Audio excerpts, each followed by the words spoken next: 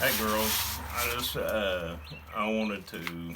It's been a while since we've seen each other and since we got to talk, so I just wanted to send out a video and just kind of visit with you guys and talk about a few things. First of all, I guess I got to say I try to be pretty transparent with you guys, so I want to first I have a confession to make.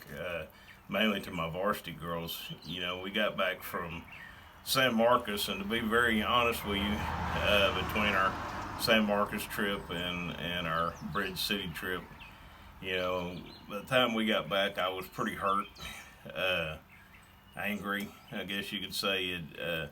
Not necessarily the way we played, but I guess more the attitudes and things that were going on in our program, and so when I heard that our season was kind of going to be cut short, or it looked like it was going to be cut short at that time, I really wasn't unhappy. I was kind of glad, and of course, as time has gone by, and I've spent some time at home and everything, I guess my feelings have kind of changed about that because I really wish we were on the field right now. But so this morning, I guess I was in Sunday school class. I felt kind of convicted. We were doing our online Sunday school class, and it was talking about how it was in the Gospel of Luke, and it was a parable where Jesus was, he had 10 lepers that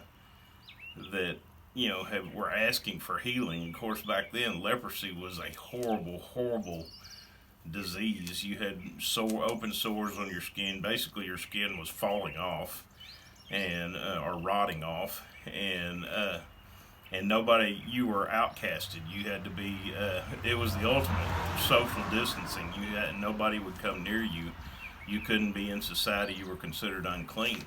And these 10 people, they had asked God to, or they had asked Jesus to heal them.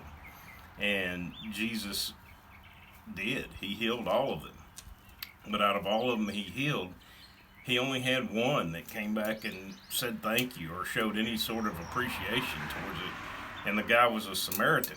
Now, back in those days, if you were a Jew, you didn't have anything to do with a Samaritan. Okay, it was kind of like they were unclean and they were outcast of the Jewish society. Nobody wanted to be around them. But the only person that came back and showed any sort of appreciation to Jesus and threw himself at Jesus' feet and thanked him was a Samaritan. And I guess the whole thing of that, I don't know, it convicted me, and I started feeling so.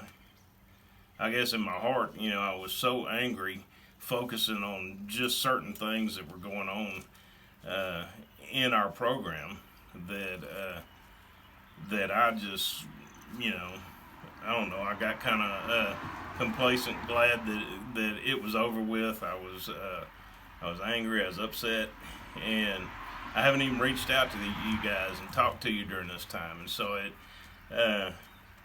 I don't know. I felt like that there was a lot of, I guess I took those things very personal.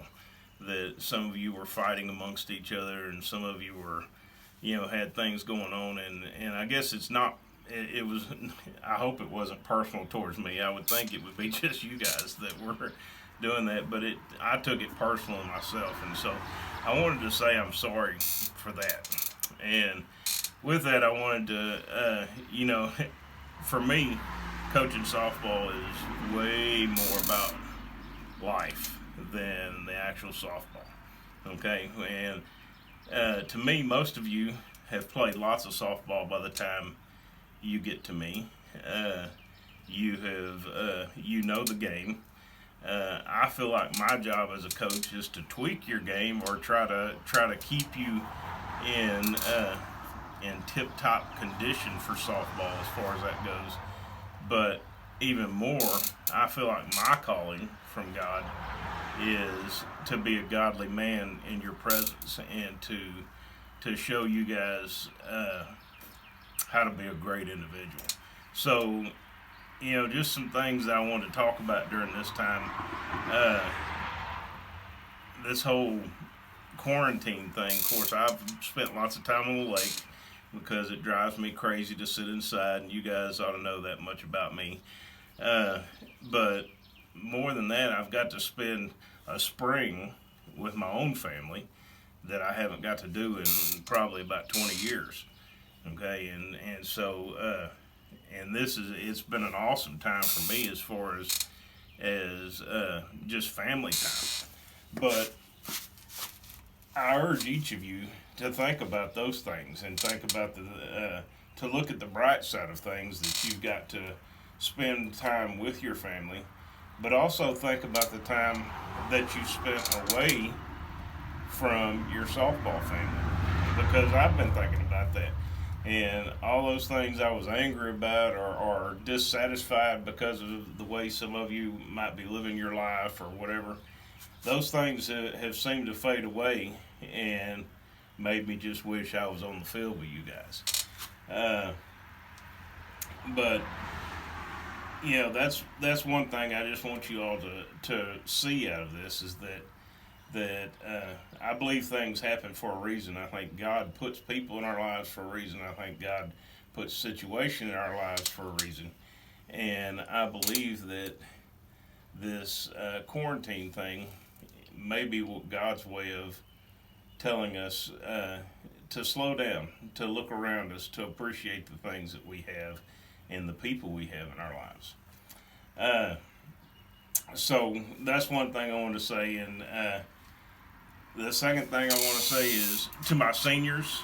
I guess my heart aches most for you guys, because I try to remember back to my senior year. It's very easy to say, well, just life is not fair, and these things happen. But I know that everybody goes through high school looking forward to that senior year.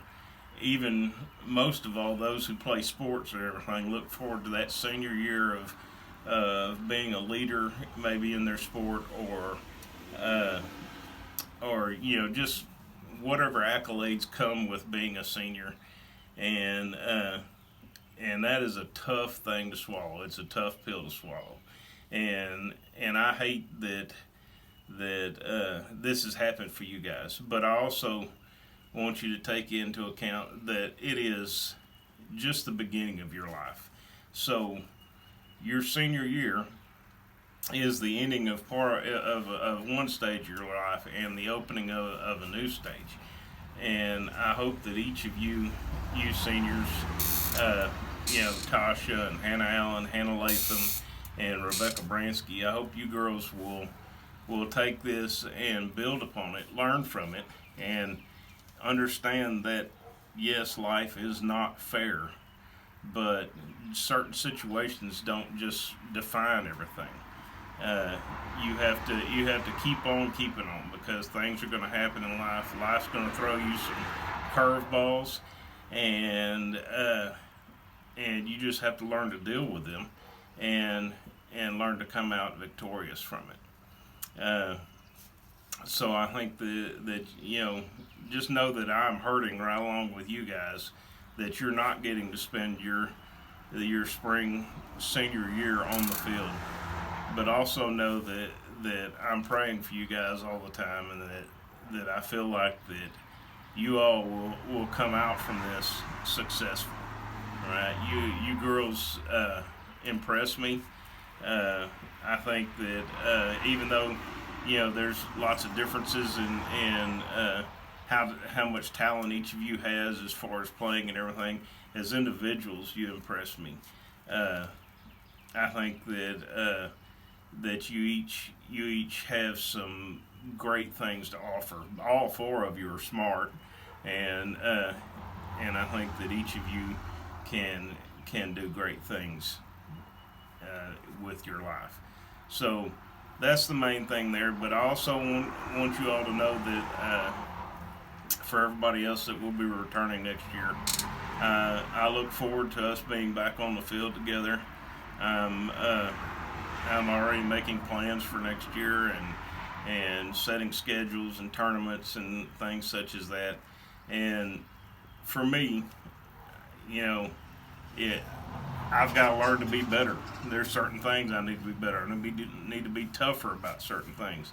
I need to be more in tune to making certain, you know, making practices a little different, things like that. I urge each of you to do the same thing. Figure out where you need to work. Figure out things that you need to make better, and do that. And just know that that I love you all, and that you know, this is not just a job to me. This is a calling that I feel like God has called me to do, and I'm going to try to do it better each and every year.